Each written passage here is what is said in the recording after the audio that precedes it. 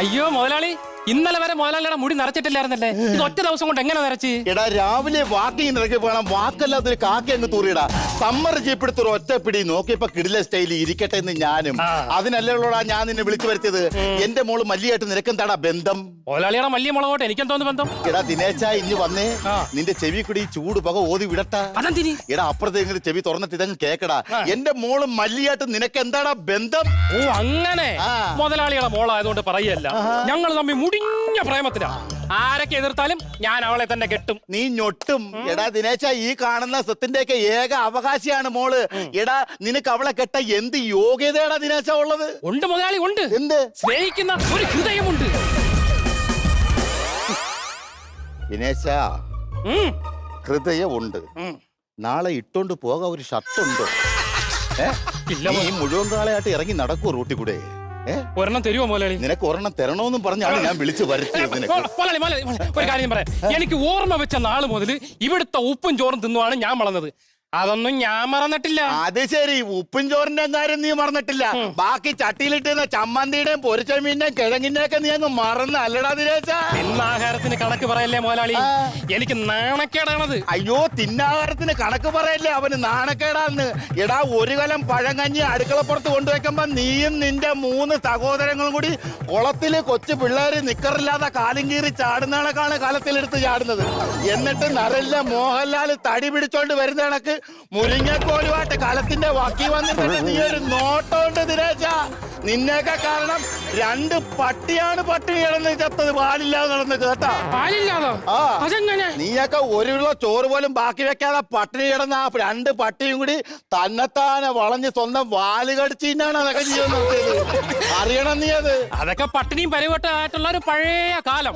പക്ഷേ എന്റെ അച്ഛൻ എനിക്ക് നല്ല വിദ്യാഭ്യാസം തന്നാണ് എന്നെ വളർത്തിയത്. അയ്യോ, വിദ്യാഭ്യാസത്തിന്റെ കാര്യം ദിനേശ നീ വിൽഫ്രണ്ടിന്റെ അടുത്ത് നീ പറയല്ലേ.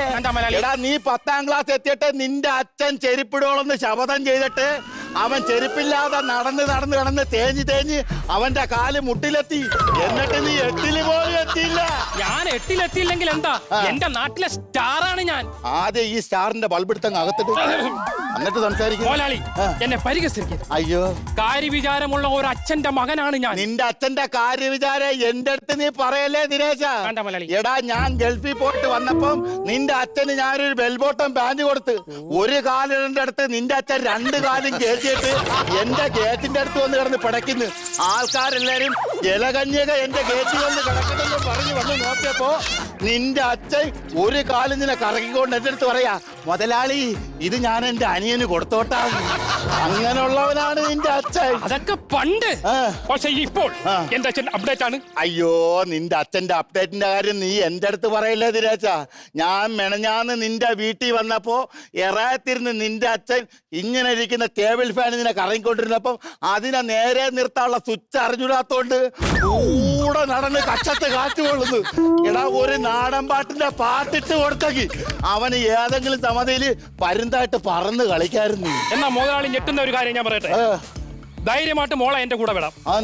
എന്റെ വീടെന്ന് പറഞ്ഞ ഐശ്വര്യമുള്ള വീടാണ്, ഭയങ്കര ഐശ്വര്യം. മുതലാളിക്ക് അറിയാവോ, വർഷത്തിൽ 5 ദിവസം ദേവത വന്ന് എന്റെ വീട്ടിൽ നിൽക്കും. ആ ദേവതയെ നിന്റെ അച്ഛനെ കൂടി തമ്പാനൂർ റെയിൽവേ സ്റ്റേഷനിലിട്ടാണ് നിന്റെ അമ്മ പിടിച്ചത്. നാരങ്ങ വെള്ളം കുടിച്ചോണ്ട് നിന്ന ദേവതയും ആ ദേവനെയും കൂടി ഉണ്ടല്ല നിന്റെ അമ്മ ആ നാരങ്ങ ഗ്ലാസോട് ചേർത്താണ് നിന്റെ അച്ഛന്റെ മുഖത്തൊരു അടിയടിച്ചത്.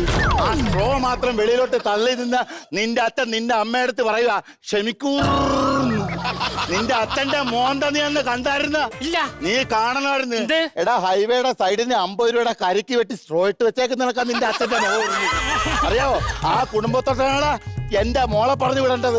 കെട്ടിച്ചേരത്തില്ല. ഇല്ല. ഉറപ്പിച്ച് എന്നാ ഞാൻ ആത്മഹത്യ ചെയ്യും. നീ ആത്മഹത്യ, നീ ചാവട. ആംബുലൻസിന്റെ പൈസയും പോസ്റ്റ്മോർട്ടത്തിന്റെ പൈസയും ഞാൻ കൊടുക്കും. ഞാൻ കള്ളം പറഞ്ഞതല്ല, ഞാൻ കൊടുക്കും. ചാവട. ഞാൻ വിഷം കൊണ്ടുവന്നിട്ടുണ്ട്. നീ വിഷോ, നീ ട്രെയിനിന് മുന്നിൽ എവിടെ പോയി ചാവട. ഞാൻ ഇവിടെ കുടിച്ചിവിടെ മരിക്കും. നീ മരിക്കടാ, ഞാൻ കേസ് പറഞ്ഞോടാ. ചാവടാ നീ. അല്ല പിന്നെ മുതലാളി, ഞാൻ വിഷം കുടിച്ച് 5 മിനിറ്റ് അകത്ത് ഞാൻ ഇവിടെ മരിച്ചു. നീ ചാവടാ, എനിക്കെത്ര ചാവടാ. എന്റെ മരണകാരം മുതലാളിയാണെന്ന് എഴുതി വെച്ചിരിക്കുന്ന ലെറ്ററാണിത്. ഇത് സത്യം. ഞാൻ മരിച്ചു കഴിഞ്ഞാൽ നിങ്ങളെ പോലീസ് പിടിക്കും. ഇതെല്ലാം തെളിവാണല്ലോ.